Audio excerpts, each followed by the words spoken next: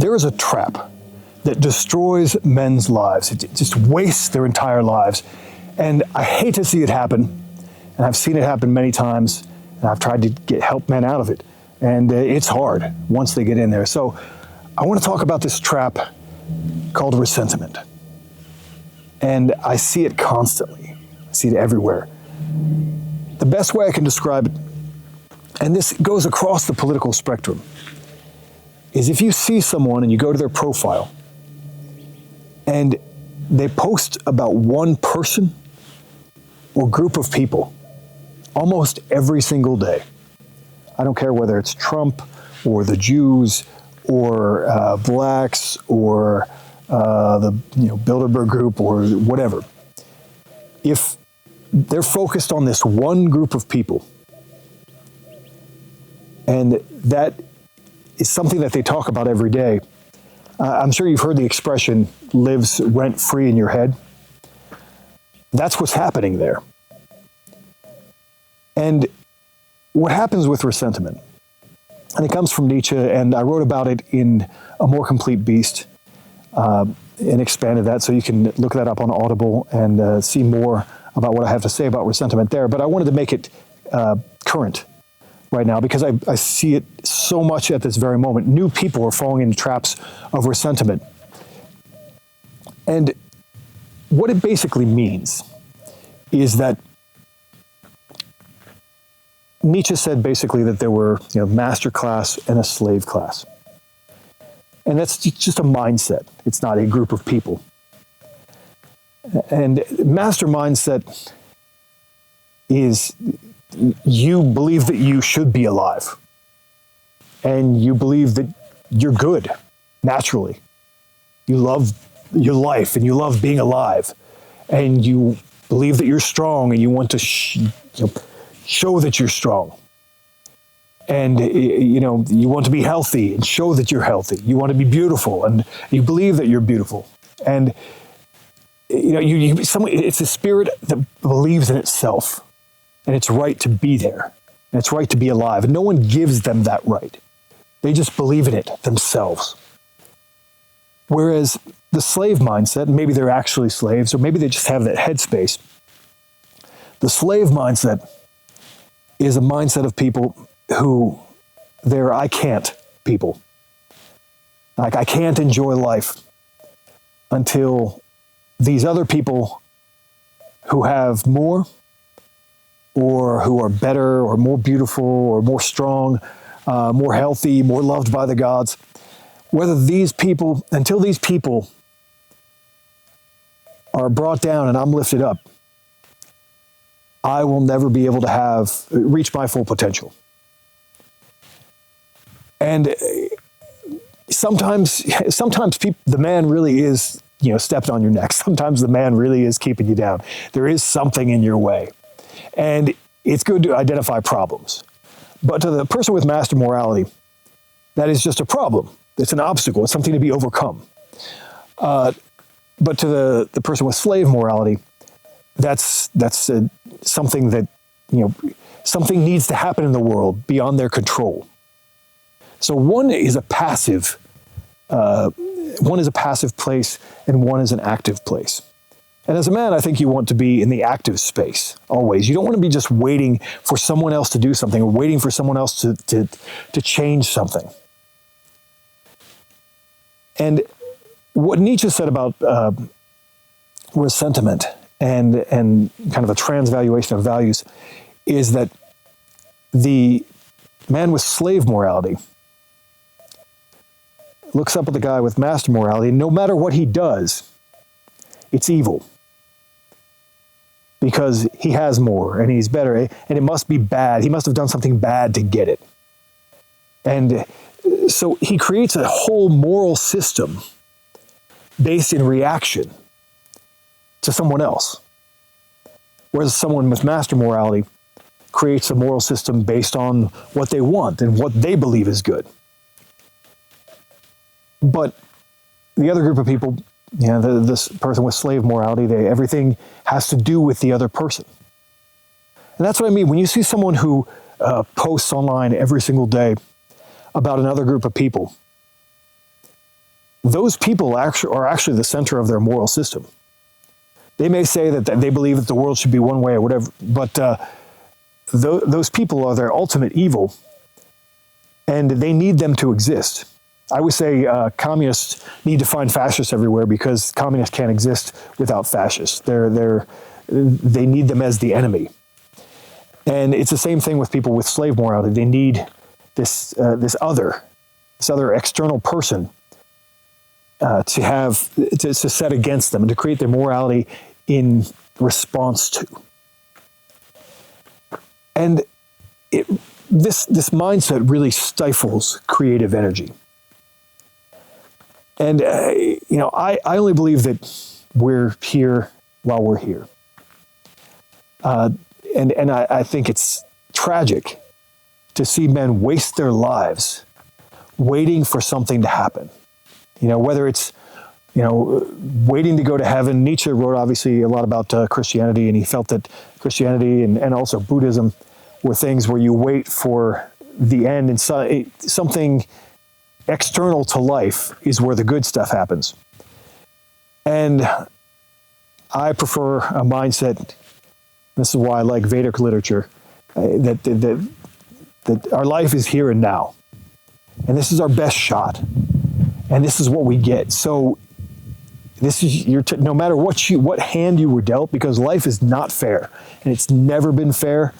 If you think that things were better in the Middle Ages or the Viking Age or ancient Greece or whatever, who's to say you weren't born a slave then? No one ever has any assurance that they had another time that was better, that your life would have been better in another time. You don't know that. You've never lived in another time. You've only lived now. You've only experienced this life and this time that we have.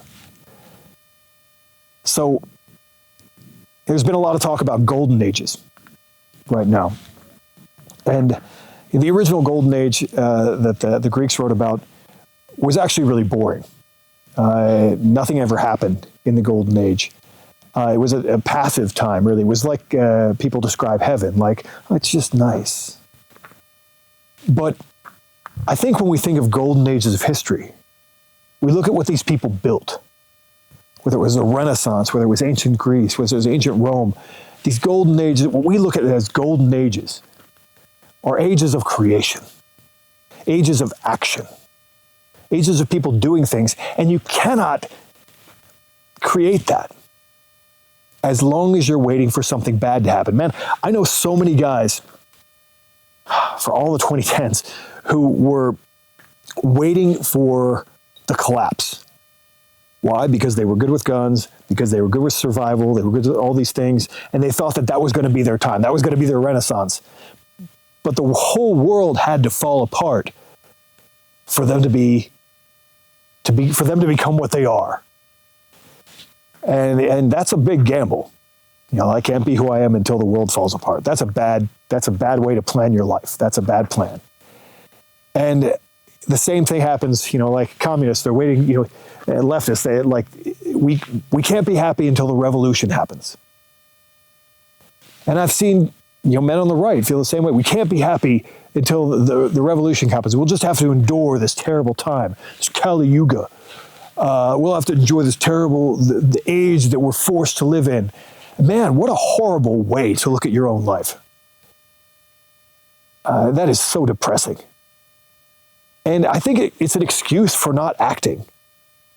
It creates an excuse for not acting because you're stuck in this loop over and over and over again where you're thinking about the oppressor, the bad people, the people who are keeping you down, the people that, did you know about the bad people?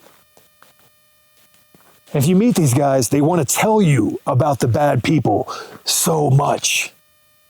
It's all they want to talk about because they're in the trap. And they're going to be happy. They're going to be happier if you're in the trap with them.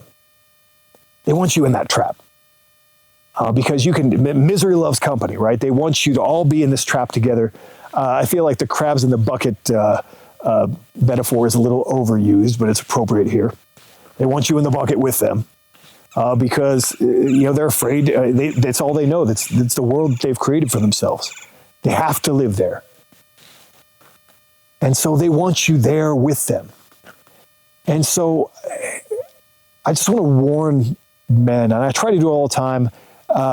People probably think I'm a coward or something like that because I block people a lot of times on social media. But I don't want them in my comments trying to lure other men into this trap of ressentiment where they're constantly making this other, this enemy, the main focus of their attention. Because it's like, I don't want to facilitate that. I've just seen it ruin a lot of men's lives. It's like, man, you have this man with all this potential, could do anything, very talented, lots of energy. And when you see him focus on something, and like I said, whether it's, someone on the left focusing on Donald Trump or someone on the right focusing on, blacks or the Jews or something like that, when you see them focus on this other every single day, and that's what they want to talk about. They want to talk about race. They want to talk about, Israel. They want to talk about something that's eating away at them every single day. That man is not creating. And he's basically inhabiting slave morality. And the tragedy of it, and this is what I wrote about in A More Complete Beast, is I saw it happening in men who want to be strong and courageous and masculine, who want to show virtuosity in skill and action, who want to live in a culture of strength, courage, mastery, and honor, masculine men. And they see the society that they're in, and there's fat acceptance and just elevation of victims. Like everybody has a special disorder that they're proud of, and they want to talk about all the time. This world that rewards that and punishes strength and excellence. Man, that can be so frustrating, and I get it. I wrote about it a lot myself. But if you stay in that headspace and it becomes like, well, the world is so bad, the world is upside down, and I can't become what I am until something changes. Man, your clock's ticking.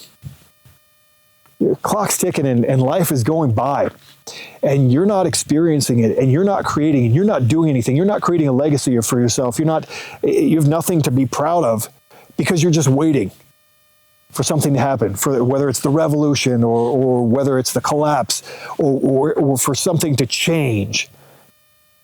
And maybe it's not going to change. Or maybe it's going to change in a way that is worse. Or maybe it's going to change in a way that you're not expecting. But you're alive now, man. The best advice I can give you is to remember that always and start creating now. Start acting now. If you believe the world needs to change it now. Change whatever you can around you now. And telling people about the same problem every single day, it makes you the most boring person in the world. No one's going to want to be around you except other people who are obsessed with the same problem. No one's going to want to talk to you. They're going to roll your eyes. You're going to be that guy who talks about that thing all the time. You're going to be a bore. You're going to be tiresome to be around. And is that what you want to be? No, you want to be inspiring. You want to be full of action. You want to radiate light and creative energy. And it's hard. We don't all have that all the time. But, that's the best we can do, is try to manifest that and be ready to acknowledge the problems in the world realistically. But don't let them take up your whole day, because they may be there for the rest of your life. So get to work. You only have one life to live. Stay solar.